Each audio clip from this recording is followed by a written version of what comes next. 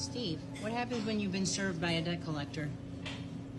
Well, the very first thing that you want to do is make sure that you pay attention to the summons and complaint.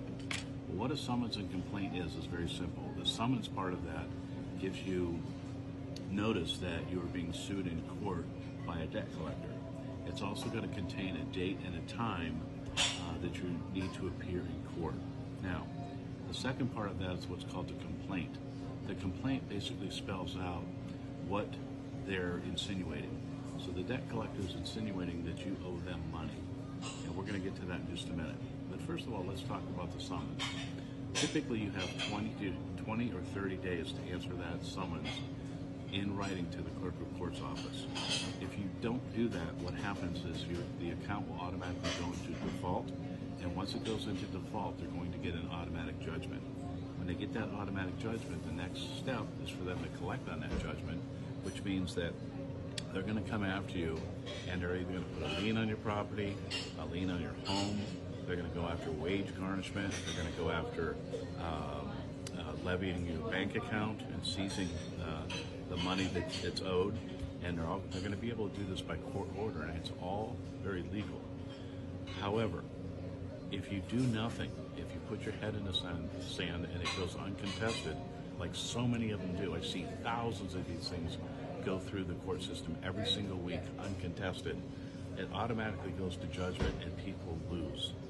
If you do nothing at all, you're going to lose. I promise you that. So you need to act. The very first thing that you need to do is you need to answer that summons and complaint, which means that you have to give your side of the story. And that's where it becomes very convoluted and kind of dangerous for you if you don't know how to navigate these murky waters. You have to be short and concise with your answer. You have to deny all of the allegations. And you have to remember one thing. A collection company does not really own the debt. 9 out of 10 times I can prove that they don't own the debt. If they don't own the debt and they come after you for it, they have a problem. They have to prove it in court. You don't. So, it's a very convoluted issue. It's a little complicated, but it's not the end of the world. Most people panic.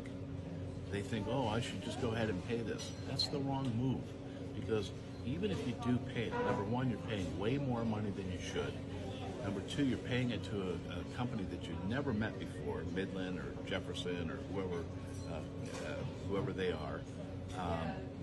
And in addition to that, you're making a huge mistake, because people think that if you just go ahead and pay it because you want to make it go away, it still stays on your credit report. Also, here's another mistake that people make.